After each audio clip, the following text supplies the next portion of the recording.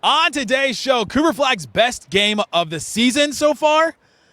I think so. He's growing into the superstar we thought. Today's Locked On Mavs. This is Cooper Flagg, and you're listening to Locked On Mavs. Zone 5. I think that's a good question. Good morning, Isaac. You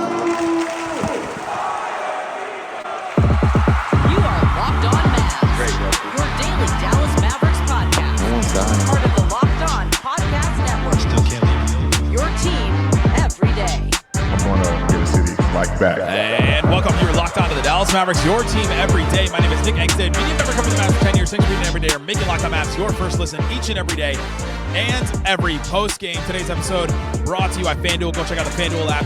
Put down $5 if you're a new customer. You get $300 in bonus bets if you win. FanDuel.com. Today, joining me, as always, the post game prodigy from the Great Slightly Biased YouTube channel. What'd you see from the Dallas Mavericks tonight, Slightly Biased? Really fun game, fun win. Cooper Flagg domination, best game of his career. So, yeah, a lot to be happy about. This is the future. We'll talk about Max Christie. We'll talk about some PJ Washington. We'll talk about Naji Marshall versus Jeremiah Fears. A little back and forth, little chippiness, little edge to the Mavericks. But I want to start here, obviously. Cooper Flagg, 29 points, career high for him. 7 boards, 5 assists, 2 steals. Missed all 4 of his threes, took them all in the first half. But finished the game 12 of 19 from the field, 5 of 16 from the free throw line. And he put together a complete game to me. Like, you just look at what he did in this one, especially in that fourth quarter when he had 12 points. He had 3 assists in that fourth quarter, too. He figured out how he can get his offense. And this is the thing we've been seeing from Cooper Flagg, is that he is going to feel it out, and he's going to figure out where his place is in each game and with this team and in this offense and with each player and overall. And he'll eventually figure it out. And that's the thing about Cooper Flagg that I think Mavs fans could be really excited about, can look and say, that's the future star that can lead this team. Because if he's going to figure it out each and every way through this like each step, then the sky's the limit for a guy like this, because he was scoring at the rim against mismatches. He was hitting jumpers. He was hitting little hook shots and runners. The most impressive play, honestly, that I saw from him in this whole game was the very end of the game.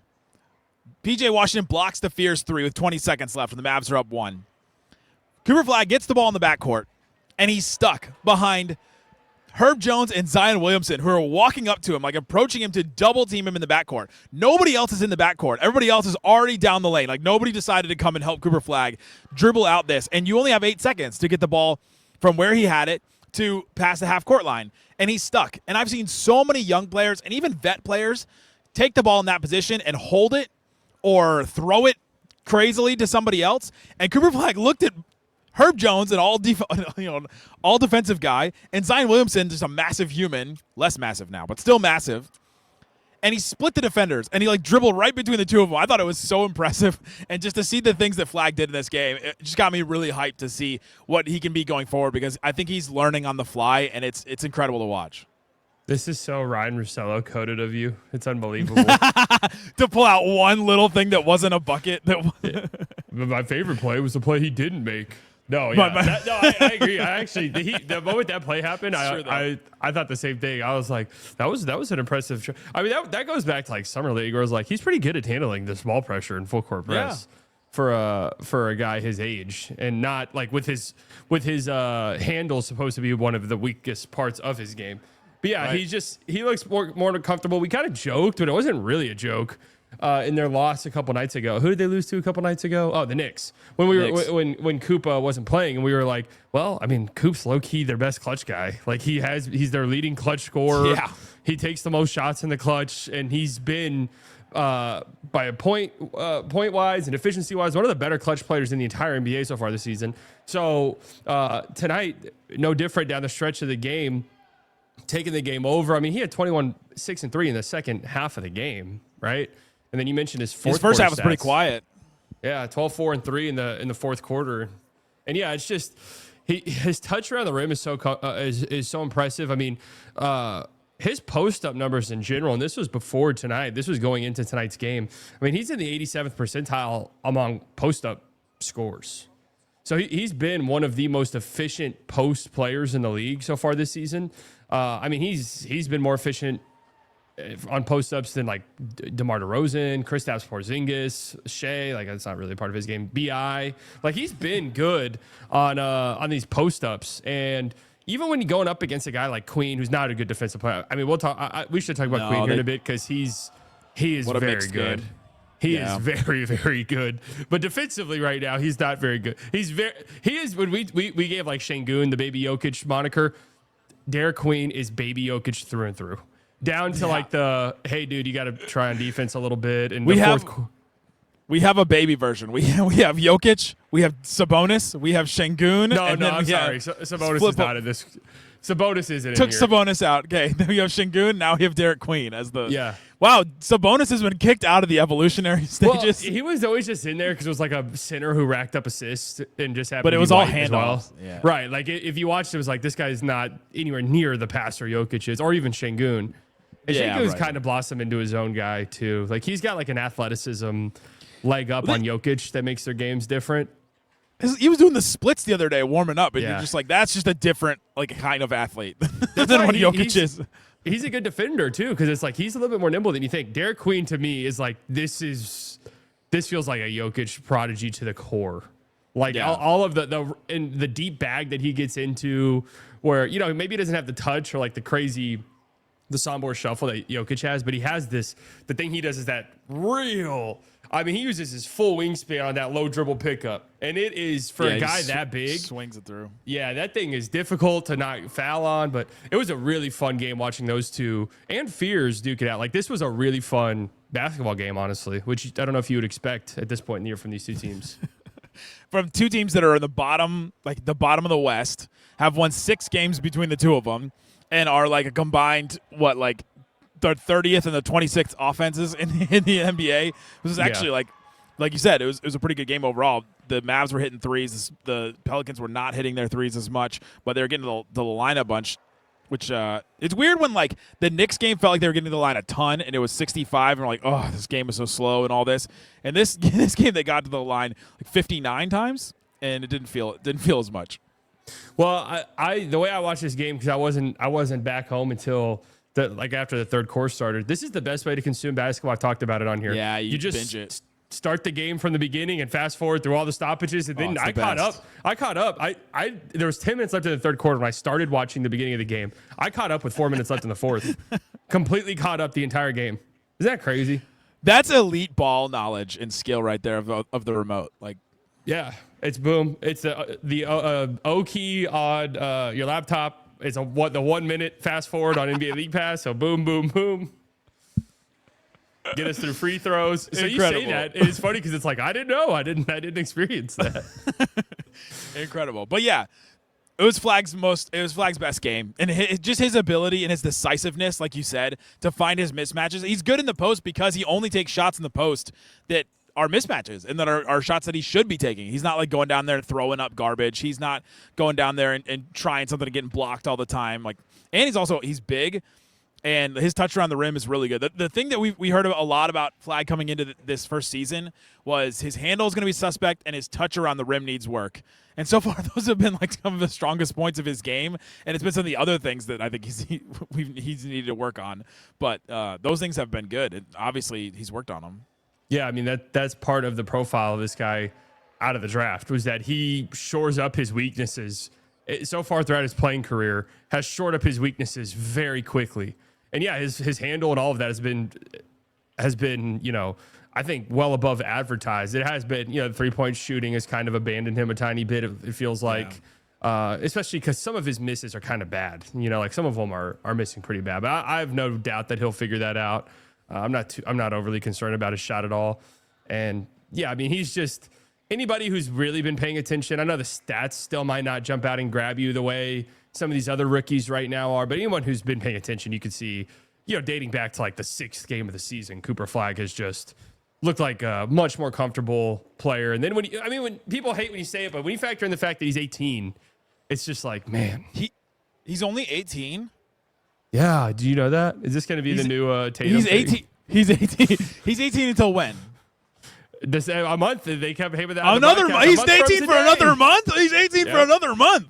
Rack up those records. But it's true though, and you go back to I think wasn't it 29? I think only LeBron as an 18-year-old has ever scored 29 points as an 18-year-old because 26 LeBron was the only one that had scored 26, and that was the last time Cooper scored it. So, like, we're just seeing stuff that we've never seen before, except for LeBron James, who is, by all accounts, the first or second best NBA player ever. Okay, yeah. So like that's the baseline where we're starting with this, which is wild. Not saying Flagg will get to be the second best player ever, but that's the player that he's closest comparable to in his rookie year. I mean, that's a good baseline starting point, especially from a guy that we've been raving about, learns, gets better, and adds to his game and all that, wants to be great and all that. Coming up, PJ Washington, massive in this game. Max Christie, massive in this game. Two guys the Mavs really need going forward and will have going forward in the near future. What did they add to the game? We'll talk about that more. Today's episode of Locked On Mavs brought to you by Quo. This episode brought to you by Quo. Let's talk about something every business owner knows all too well. It's missed calls. You get a call, and you can't work 24/7. It's impossible. And you get calls from random times. And so you need something that can help you run your business communications exactly right. That's Quo, Q-U-O, so you never miss an opportunity. It's the #1 business phone system built for 2025, not 1995. It's simple, modern, designed to help you communicate faster, look more professional, and stay connected wherever you're working. We're all working at all kinds of places. I'm working at the American Airlines Center tonight. I couldn't answer phone calls. I would need Quo to answer my calls if I was getting them. If you can't answer, Quo's AI agent jumps in. It can qualify leads, route calls, and make sure no customers ever left hanging, even after hours, which that could be helpful for you. They also have a shared inbox, so if you want to have a person do it, you can also have everybody answer the phone if you need to, anybody on your team. Try Quo, QUO.com/LockedOnNBA. That is Quo.com/LockedOnNBA. And yes, you can even keep your existing number. Quo, no missed calls, no missed customers. Also brought to you by DoorDash. DoorDash. Bag drop. Cooper Flagg is inching closer to getting you that bag drop. NBA season's heating up. DoorDash found the perfect way to keep fans in their bag all season long. It's the official on-demand delivery platform of the NBA. The official on-demand delivery platform of the NBA? We can have anything. It's official. And they're celebrating with something called the bag drop. Every time an NBA player scores 50 in a game, DoorDash drops 50% off your next order the next day with Dash Pass. You're automatically entered for a chance to win the ultimate fan bag. Talking player-inspired drip, exclusive gear, stuff you actually are going to want. So check it out. Promo code NBA50. That's the letters NBA, the number 50. You get 50% off on DoorDash with Dash Pass if somebody drops 50 points in a game, and you get your shot at the bag drop. Dash Pass members only 50% off, up to $10 after the 50-point game with the promo code. Terms apply. No purchase necessary. Ends April 13th. Open to U.S. residents 21 and older. Visit DoorDashInYourBag.com for full details. DoorDash in your bag all season long. Shut it down! Let's go home! Thanks for hanging out with us on Locked On Mavs, being part of the show, part of the Raccoon Squad, listening every day. We appreciate each and every one of you for checking out the show and listening. And I appreciate everybody that I met today. If you're at a Mavs game, come to 123. Hopefully the ushers won't get mad at you. It's becoming a problem. Really? Over here. Yeah, they've been getting strict. They've been yelling at us. So, but I'll see you there. Don't be shy. Call me over, and I'll come and say hi, and we can hang out and all that. I also met an optometrist, an ophthalmologist. We'll get there. What is the eye doctor one? What's it called? Iologist. Between the two of us, we can't even pronounce the name of Iologist. it.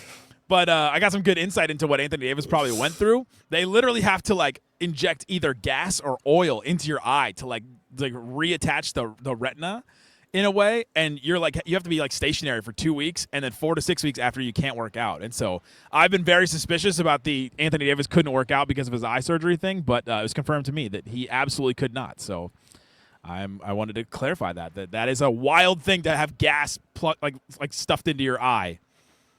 Insane. He said if they do the oil into the eye, later down the road, they have to come back and take the oil out of it. So he probably didn't do that because they only did one procedure. It's that's a wild thing to happen to your eye. That's just insane. The just medicine, man. Who thought of the that? idea of. I know, but I'm just wondering, who's the one who's all right, sit down, man. I'm just gonna shoot some gas in your eye, and we're just gonna see what happens. Dude, I can't see out of this eye. After this gas, you will. You'll be able to. We can't make it worse, dude. Think about it that way.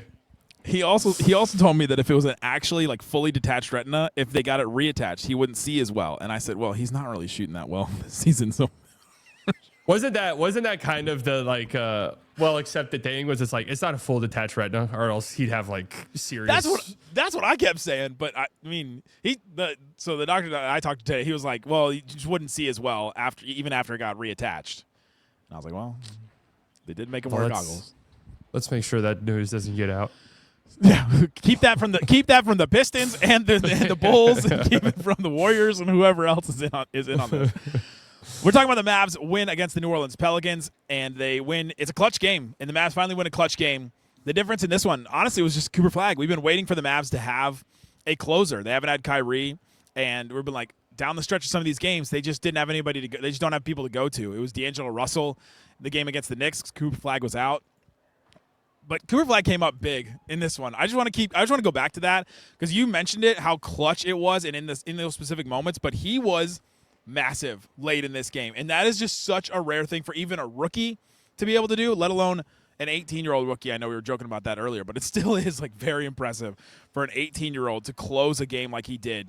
With 2 minutes and 12 seconds left, the drive right at Queen to get the and one, massive. 241, he got the rebound, pushed it, and threw the outlet pass to Max Christie, a perfect pass. And then minute 19 left, he got stuck on the left block. He was doubled. And then all of a sudden the double team leaves, and he gets stuck, I think, with just Fears on him. Resets, hook shot. I think he traveled on it. But he just pivoted out of that double team, got the hook shot, and that ended up being the Mavs. It was 113 to 115 right there. And then he has the pick and pop with Naji, and Naji hits that wild three with 30 seconds left. I did not think that three was going in, did you? No, they show, I mean, on the broadcast, it looked good, but then they showed, like, after the game, the baseline angle from the other basket, and it did not look out the hands like it was online. That's where I'm looking at it from. I was looking at it like almost like dead on, but then skewed to the side a little bit, and I was looking at it from behind. It did not look like it was going to be good to me, but it went in, and we'll give him credit. Naji came up big in some big moments. Man, Cooper Flagg, I'm just impressed. Yeah, I mean, the most impressive stuff about his scoring is it feels like none of it's easy at all. Like, I don't know. True. You know, every bucket is a tough bucket. That's a credit to how bad the Mavs offense has been this year. But he is starting to look more and more comfortable. And, you know, I really do think, I've been saying it all season long, is it's like I see Kyrie plugging into this lineup and helping him out tremendously. The vision from Jason Kidd, not the vision that we all hated. The vision from Jason Kidd with the non-point guard lineup was that eventually you'd get all these guys comfortable enough to the point where they're all handling, and then when you eject Kyrie back in, he just scores on those plays when the Mavs don't have anything going at all. The problem was none of those guys were comfortable enough, and the offense wasn't set enough or good enough for them to run that thing. Like, I get what he was trying to do to get all those guys comfortable enough to handle the ball, because it is such a luxury and such a weapon to be able to Flagg get a rebound, push the ball, PJ get a rebound, push in transition, and all that. It just did not happen the way that they thought to start the season at all.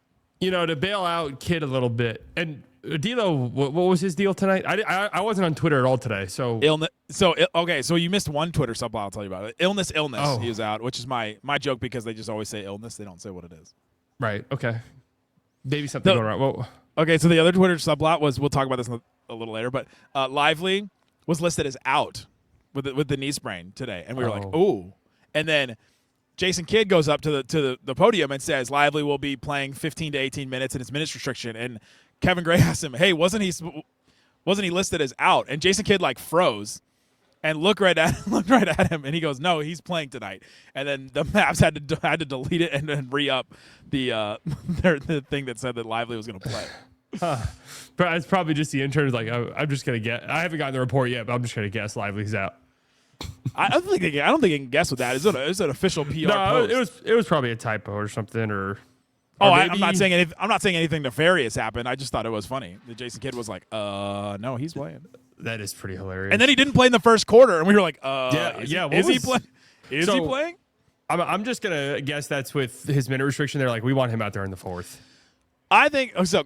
Coming up, I think Jason Kidd made a smart play with the Lively and Gafford thing. I'm not even being facetious. I know it sounds like I am when I give credit to Jason Kidd, but I really do think it was a smart choice. I'll tell you what it was.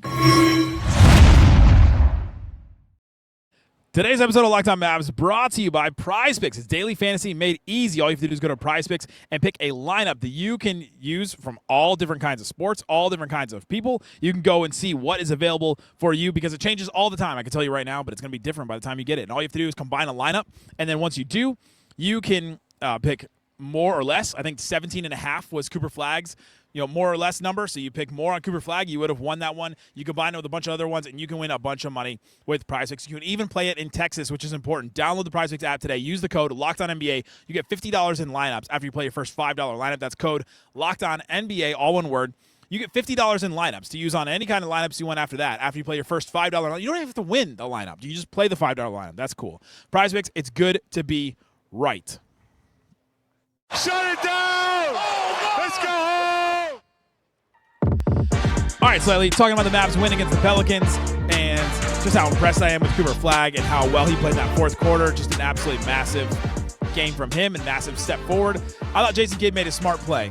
They started with Daniel Gafford instead of Dereck Lively, even though Lively was going to play. Lively started the last game, even though he's going to be on a minutes restriction. So it wasn't just because of the minutes restriction. So he starts Gafford, and then you start to see what the Pelicans are doing. The Pelicans start Derek Queen and Zion Williamson as the front court. And that front court has actually been really good for them. It's like one of the few things that has worked for the Pelicans is that duo of Zion and Derek Queen. And he sees the first half of that, and then he decides in the second half, I'm going to start Lively, actually. I'll start Lively on Derek Queen, and then I'll bring Daniel Gafford in to play against the Yves-Misi lineups. And I thought that was a really smart play because in that third quarter, the Mavs actually played defense, and they held them to 22 points. Yeah. And I thought that was a big reason why, is because Gafford played much better against the Misi lineups, and I thought Lively was able to deter a little bit in those Queen lineups. Yeah, I thought Lively was incredible tonight. Like these are the games for him that, like, I don't want to say make me sad because that seems a little out there, but like, just God, if this guy could stay on the floor, man, like he really is such an impactful player. Because, obviously we know the defensive stuff with him and how good he is defensively, but just offensively, he sets great screens and he rolls really hard to the rim, and it opens up a lot of things for you. And he is really a special passer for his size and skill set. So, I thought he was great tonight. Him and Coop's minutes together were really good. That was like the duo all year. That was like, I'm really excited to see what Dereck Lively lineups look like ultimately at the end of the season. But are they still, I think they win, just even though, regardless of how bad this team is, they win the Dereck Lively minutes when he plays. Yeah. Like they just outright win them. So, he's an impactful player. And I think that was a good decision by Kidd, especially if he's 15 minutes and you're just like, we want him out. We're in more clutch games than anybody. Let's be real. Like we're probably going to be in a clutch game. He said the minutes restriction was 18 minutes. He played 17:51. There you go. Perfect. He had just enough for like a rebound at the end if he needed to throw him out there. Yep, that's right. 5 fouls too. He's getting them in. That's right. Yeah, I mean the foul thing is still something we got to watch. There was drives from Zion, it was drives from Derek Queen, and a couple of them were ticky tack fouls for sure. Illegal screen. Yeah, the illegal screen was that was bad late too. That was a Brandon Williams. Brandon Williams, I thought, had a rough game. But PJ, 24 points, 9 boards. He had 3 blocks, including 2 late that were massive. The block on Derek Queen, where he got in his face right afterwards, is like PJ is just the soul of this team. Like he is the heart. He is the FU attitude that this Mavs team really, really needs. And I thought he was really good. He had 3 turnovers in the first half. The Mavs were really struggling with turnovers in that first half, but he only had 1 in the second, and I'll take that. Queen must be a yapper on the court. He was talking every single time he scored, or any single time he got a rebound or an assist or anything at anybody. Like I was specifically watching him, and like he went at Lively, he went at Flagg really hard. Well, they're very good friends. Queen, yeah, they both played at the same high school, Montverde. But Queen scored on Flagg with about 4 minutes left, put them up 105-103, and he just flexed on Flagg right afterwards. And I was like, I'm waiting for Flagg to respond, and he did get him with that and one late. Yeah. Yeah, that was fun to watch those two go back and forth. And again, they Coop talked about in the little post game afterwards how close they are and how fun it is playing each other. But I say that because PJ got right back in his face after the block, and then Lively blocked him later and was talking to him. And Lively doesn't talk that much really, so I'm like, man, Queen must be out there yapping, man. Queen was like, Lively, what's your favorite dinosaur? And then Lively responded. Also, in the pregame on the Jumbotron, they always put like a player and then they put like something interesting about the player. And it was Dereck Lively and it put underneath it hobbies. And it said Legos and dinosaurs. And I was like, 6-year-old coded. I was like, but I was like, it sounds like my nephew. How are dinosaurs a hobby? Just, hey, Derek Queen goes out there. Hey, dinosaurs aren't real. Don't think they're real. I don't believe That would get that. And he actually, Playmobil is better than like Bionicles. Bionicles are Lego, but that's okay. Are they really? Yeah, they're like okay. They're like an offset. Okay. That's like saying Converse is technically like part of Nike. Yeah, true. Yeah, it is. But no, PJ was great. Is that where we started? That is where we got to this somehow. PJ was really good. He hit 5 threes too, man. Him and Max Christie. I said that I lauded that the Mavs hit 16 threes, which is great. The only reason they did it was because PJ hit 5 and Max Christie hit 5. Max Christie hit 3 within like a 2-minute span. Hardy in the third quarter. And Hardy hit 3. Give Hardy's credit for those in the first half. 23 points for Max Christie too.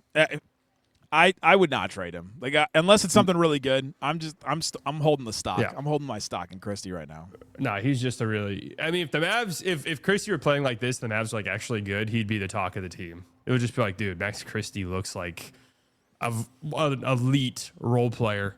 So yeah, he's playing great. One of our conversation points all offseason about the Mavs was how long will it take Christie to prove that he should start over Clay? That was my whole thing with him all offseason. It took like a week and a half to end up that being true. But to your question, it's like how long will it take for him to prove it? I mean, that was like game 1 of the season. It was like, yeah, Christie's probably the best player. It was so quick, and then kids started both of them at the same time, and now Clay's coming off the bench, and that has been I think the right decision. Second most points in a game too for Christie in his career. For his career, that makes sense. So shout out to Max Christie. You mentioned that Brandon Williams had a bit of a rough game. So this is where, and I never got around to finishing my point, as usually is the case. But this is just a little bit ago. I was gonna say no. I completely derailed myself.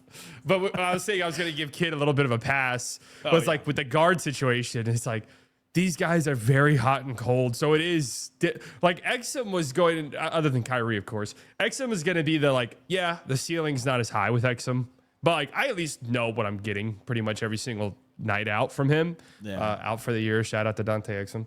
But like Brandon Williams, for what has gone on with his 3-point shot, man? I mean, it did not look good. 1 of 7 in this one, and 1 of 12 overall. He hit the 1-3, and that was the only field goal he hit. So I will give him props, though, is it felt like in the first quarter he was kind of forcing it, or first half he was kind of forcing the issue a little bit. But to his credit, in the second half, it felt more, he did go 1 of 7 from the field, but 7 assists in that second half. It felt like more of a concerted effort from him to, all right, my shot's not there. Like, let me make sure I'm setting some of these guys up and putting these guys in the right spot. So you got to give B. Will some props there. But yeah, the shooting for him is concerning, to say the least. Well, especially if, D'Angelo Russell's out with illness, he'll probably be back, but they just need both those guys to be shooting well or even just shooting okay. And they've been getting either really good shooting or really terrible shooting from D'Lo, depending on which game. Dude, what did he go tonight? You said 1 of 7 from 3. So he's 7 of 44 from 3 this year. Dang. Like 15%. And he's yet to make 2 threes in a game. That's the thing sometimes with these guys with the quick first step is if you can combine it with a 3, then you're just like unstoppable. But if you can't add the 3 or if you can't get then it limits you. This was last year he shot 40% from 3, but his first year in the league, and granted it's 24 games his rookie year, 17, 33, 14. So we're not dealing with big sample sizes here. Yeah. But 29% in 21-22, 20% in 23-24. 40% last year, 16% right now. Like, it's looking like he's probably just not a good 3-point shooter. Well, and then that's just, you just can't play a guy like that, really. If you want to be like a playoff level offense. Right. It's difficult. So that's why I say I kind of understand Brandon Williams is 1 of 9 from 3. Like, does Brandon Williams close this game tonight if D'Lo is healthy? Probably not, but maybe. Brandon Williams, like you said, to his credit, 12 assists. Like he changed what he needed to do, and he turned into a passer and got it done. True, and we don't know what D'Lo's liable to doing. It's true. We don't know what he's now. D'Lo did put us in his documentary like 8 times. So. Oh really? Whoops. D'Angelo Russell posted a new video. It was cool. He posted footage from like our interview from Media Day. He posted some more clips of us talking about him. And the whole time I'm thinking, man, I hope he doesn't post any clips from when he had a rough game and we talked about him on the show afterwards. Hey, if he's gonna do a circle back doc where it's like, yeah, and then I had a 2-month stretch where I shot 43% from 3, and this is what they were saying before. I'm all good with that. Yeah, honestly, I'll be that. Like, take all the naysaying that we did on D'Angelo Russell. Absolutely. If you're gonna do that, I'd rather have that and be shamed and shunned than. I will gladly be bulletin board material. Yeah. That is the funny thing when people are like, why do you call out the team? Like, if we're bulletin board material, awesome. If that makes them play better, like that would be awesome. That's right. That is right. I have a vested interest in the Mavericks being good. Yes, I want them to be good. I'm not coming on here just be like, oh, that guy sucks. It's like, dude, can this guy please make a shot? Like, please. I'm on my hands and knees. Somebody from the front office asked me about like, so sometimes you can just stay so positive, and I was like, yeah, I want them to win. I have a vested interest in the Mavericks. Wait, someone from the Mavs front office told you that? They asked me like, oh man, it's nice that you stay so positive, sometimes. Why? Because they're like behind closed doors here. There's not a lot of positivity. Well, they're just hearing the only things that they're hearing are like the viral rants and just the crazy things people say and all that. And I'm like, well, I mean, I want them to be good. Like that is my. You and I had such a better time during that finals run than in anything else I've ever done in my career. Yes, that was a ton of fun. And I wish I appreciated it more, honestly. I appreciated it. The whole time. I mean, I did, but it's like, in that moment, you're like, we're going to be back here next year after that. Like, you always think that when your team makes the championships. Like when the Rangers did it, it was like, dude, the championship games? The championship game. Well, I was trying to mix all sports. So it's like, they all call it something different. Does any team ever make the finals or whatever, and they're like, guys, we are never coming back. So it's now or never. I mean, maybe the 2011 team. No, because I think even then it was like, yeah, we're gonna get Melo and Dwight and Chris Paul. Oh, true. We're never a team that is like we're never coming back again. The Raptors with Kawhi Leonard. Kawhi Leonard looked at the team and went, "Guys, this is it."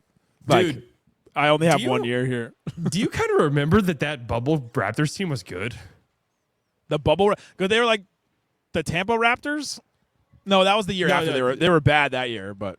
They were like pretty good when the bubble was a thing. Because I remember it being like, man, if Kawhi was here, this team would be even better than last year. I remember that was like the big.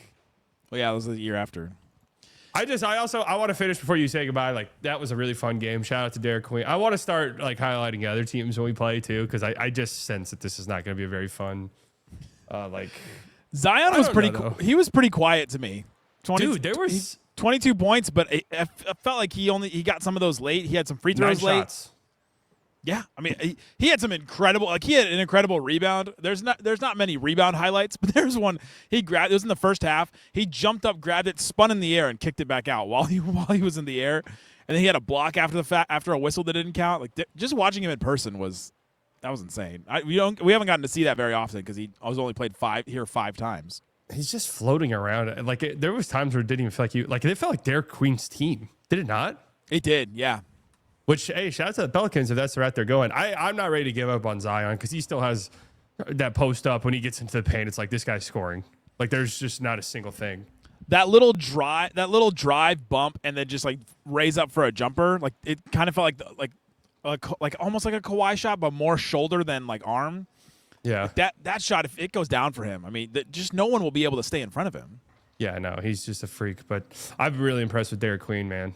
Really. 8 assists in like literally the first 13 minutes of the game. Was it me and Isaac or me and you that talked about the Pelicans basically made the same trade that the Mavericks did when the Mavs got Luka in the draft because they traded their next year pick. It's just the Pelicans like went so far out of their way. Yeah. And like because the Mavs would have lost that. They would have lost that pick. And it would have if they would have been really bad that season, then it would have been the Hawks got Cam Reddish. No, I mean if they would have lost that pick and it would have been really high, like if they would have been as bad as the Pelicans are right now, like people would have been saying the same things. But Luka ended up being really good and it didn't matter. So, but it was that's fair. That's fair. And it was the same team. It was the Hawks that traded with the Mavs. Yeah. Traded with the Pelicans. Was that pick protected? Wasn't that pick like kind of highly protected though? Was it like top 5? I think so, because remember the Mavs lost the coin toss with Memphis, and they were supposed to, like, if they won that, they would have had the second overall pick. Yes, because they would have gotten, they would have 2. They would have 2 because they were like 1 ping pong ball away. Ja and Luka, can you imagine that? And I cannot. That would have been really bizarre. Would Ja have gotten heavy, or would Luka have? Would Luka have had to go get registered? Let's see. Ja Morant. Ja Morant in the city of Dallas, Texas. Yeah, we'd have a lot of problems. I would have to say. We'd have the weight problems, and then we'd have the other problems. And now I have neither of them. One battle after another. And now we have Cooper Flagg, and he was great That's tonight. He was we great. got a main boy. A Mainer. Yep, he's up there. I mean, what's there to do up there besides just play basketball, I guess? And find and consume lobsters. Oysters. That's right. Thanks so much for hanging out with us. Check out Slightly Biased's YouTube channel. All kinds of great stuff. Playback, just pushing you all over the place. One of the great playbackers we have in this world. I should get some equity, I think, honestly. Go check out that. Great stuff all the time. We'll have bonus episodes. Isaac had 2 episodes yesterday, so go check out those. Thanks so much for listening to Locked on Mavs. Peace out. Boom! Take us there, Coop.